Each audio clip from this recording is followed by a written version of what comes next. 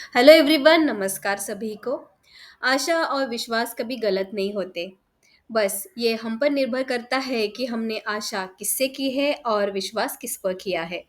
इसी विश्वास के साथ जो मेरा सब्सक्राइबर पे था, सो उन्हीं सब्सक्राइबर में से एक ने कमेंट किया है कि ज्योग्राफी सब्जेक्ट क्लास 7 का chapter number 5 that is water lesson उनको हिंदी में सुनना है। इसीलिए ऑलरेडी जो वीडियो बनाया है मैंने इंग्लिश में, उनको अभी वो लेसन हिंदी में सुनना है। तो हम अराउंड 1 महीने के बाद हम वीडियो बना रहे हैं चैप्टर 5 वाटर लेसन पे। तो स्टार्ट करते हैं।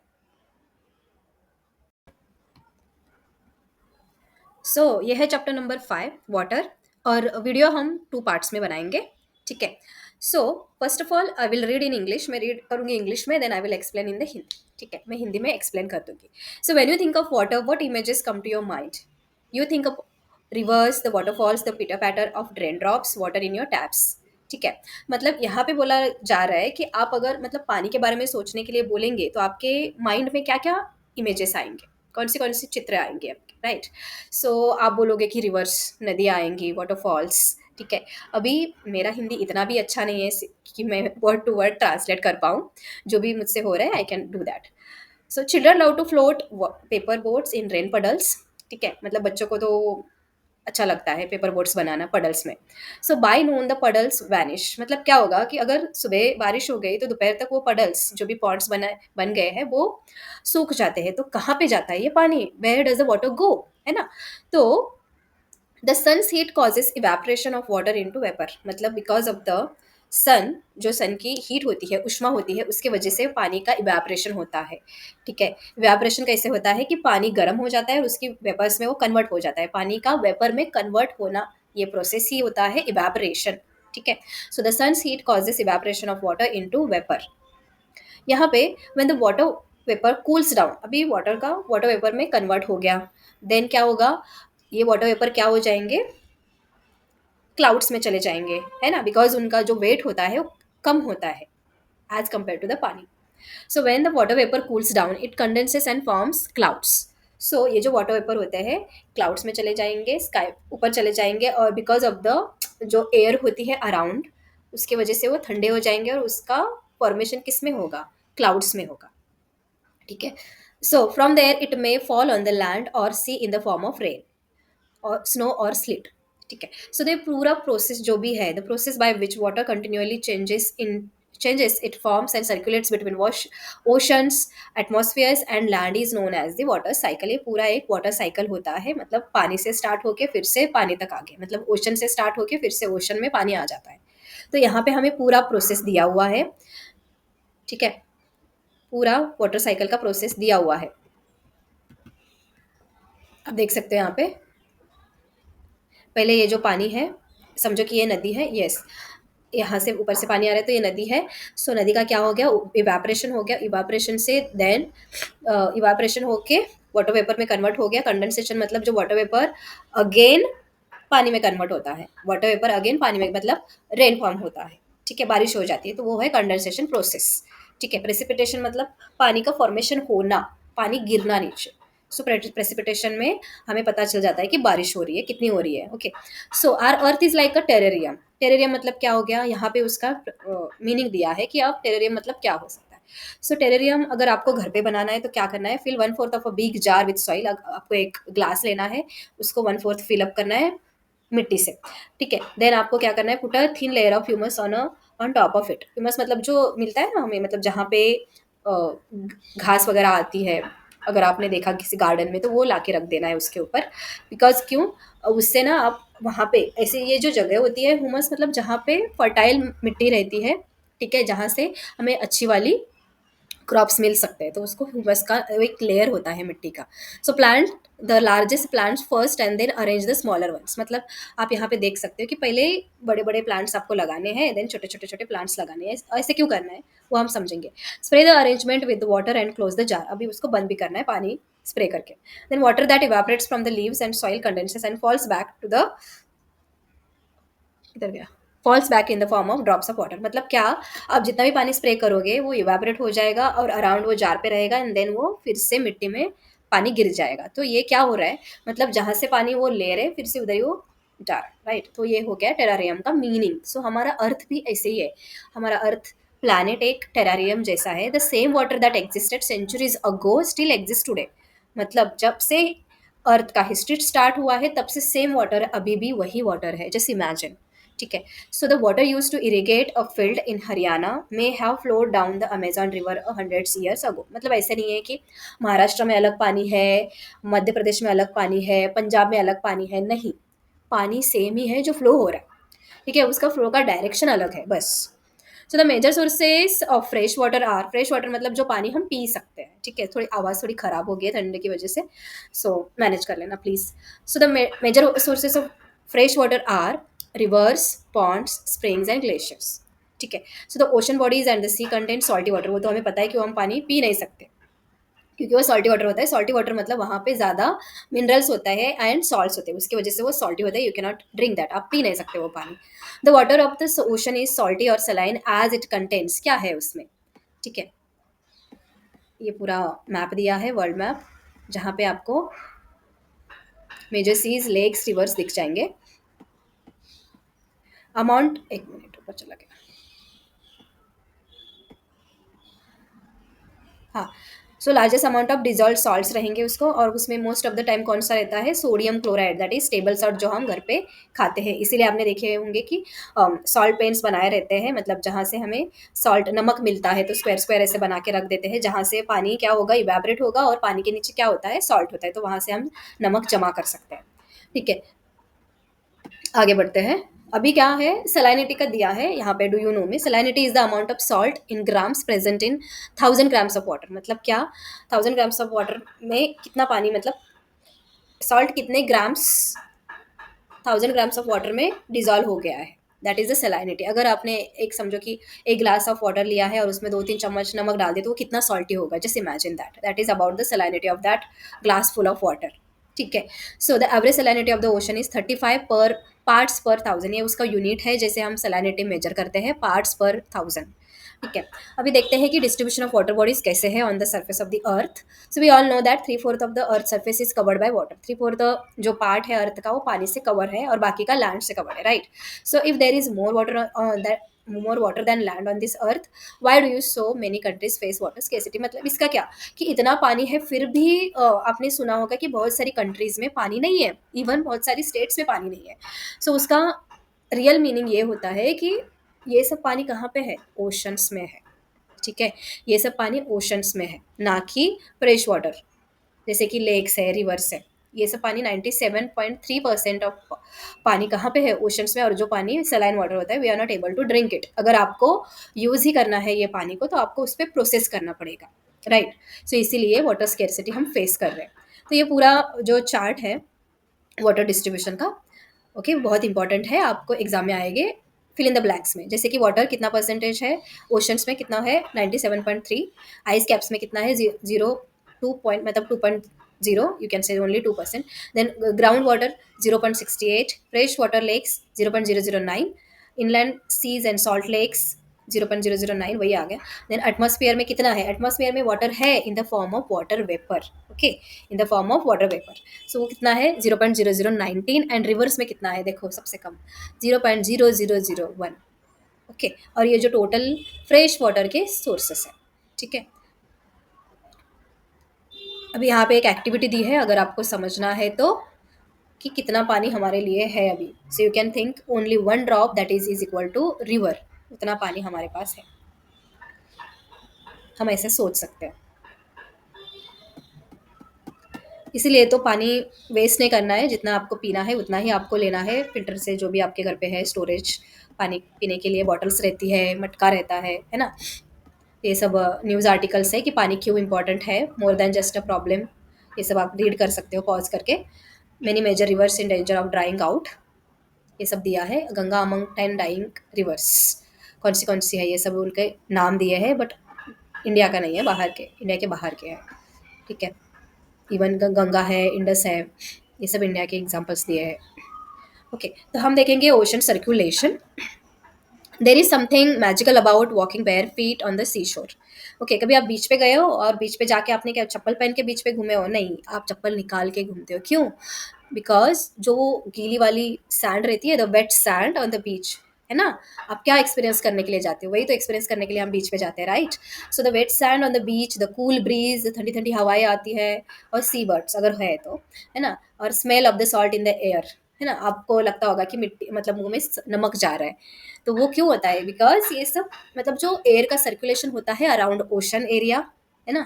तो इसके लिए हमें स्मेल, नमक का ही स्मेल आता है, हाँ, नमक का ही टेस्ट आता है, right? So everything is so fascinating. क्यों, किसको अच्छा नहीं लगता बीच पे जाना, right? So unlike the calm waters of ponds and lakes, lakes में कैसे होता है कि वो पानी थोड़ा सा धीमा रहता है, वेव्स वगैरह नहीं आती वहाँ पे, इसीलिए ocean water keeps moving continuously. Okay, क्यों होता है ऐसे? ओशन करंट्स होती है वहाँ पे, नदी में उतनी करंट्स और वेव्स या फिर टाइड्स इतनी स्ट्रांग नहीं होती जितना ओशन में होता है। ओशन मूविंग वाटर है, एक okay, as compare to ponds and rivers. River river water भी मूव करता है, but as compare to ocean थोड़ा सा लेस रहता है, ठीक है? इट इज़ नेवर स्टिल, मतलब ऐसे शांत वगैरह तो आपने देखा नहीं होगा समुंदर को, right? So the movements that occur in oceans can be broadly categorised as, है ना? तो हम उसको वेव्स बोलेंगे, टाइड्स बोलेंगे एंड करंट्स बोलेंगे। तो वन बाय वन हम देख लेते हैं वेव्स किसको बोलते हैं। So waves are formed when winds scrape across ocean surface, मतलब ऐसे समझो कि पानी में हवा घुस रही है, ठीक है? जो विंड होती है वो पानी में जा रही है ओशन के, सो स्ट्रॉन्गर द विंड ब्लोज, आप अगर आपने देखा होगा कि ज़्यादा हवा आ रही है तो वेव्स भी बड़ी बड़ी आती है, ठीक है? थोड़ा ऑब्जर्व कर लेना अगर नेक्स्ट टाइम आप बीच पे जा रहे हो तो। So when you are playing throw a ball on the beach and the ball falls into the water, what happens, क्या होता है? सो वो बॉल वापस आती है वेव्स के साथ, right? So it is fun to watch how the ball gets washed back to the shore. Shore मतलब जब हम जहाँ पे हम खड़े रहते हैं बीच पे, right? By the waves.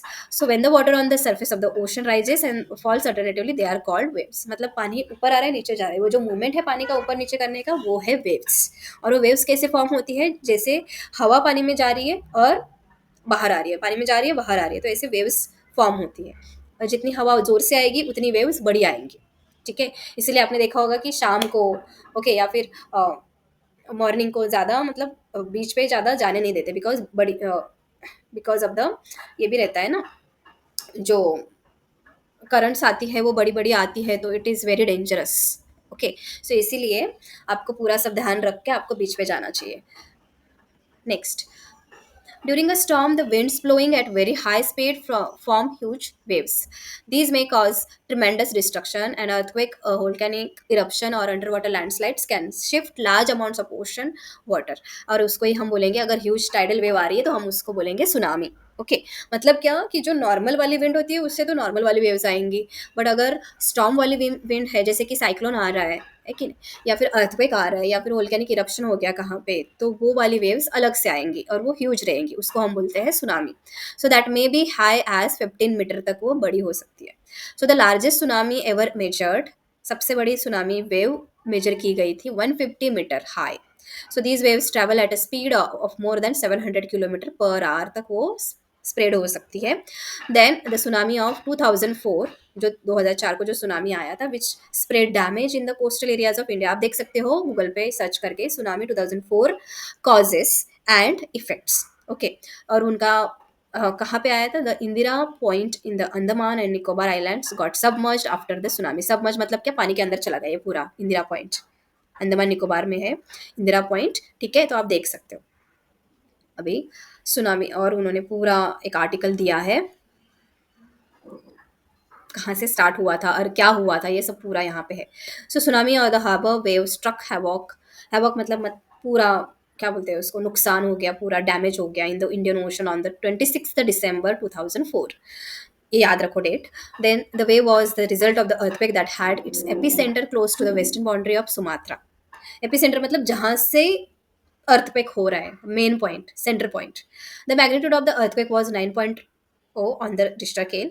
As the Indian plate went under the Burma plate, there was a sudden movement of the sea floor causing the earthquake. ये पूरा इंग्लिश में दिया, आप बोलोगे फिर से मैडम इंग्लिश में स्टार्ट हो गई। सो ये पूरा क्या मतलब हिस्ट्री है, तो कैसे हो गया है वो सुनामी, आप पॉज करके पढ़ लो, ठीक है? हम आगे बढ़ते हैं।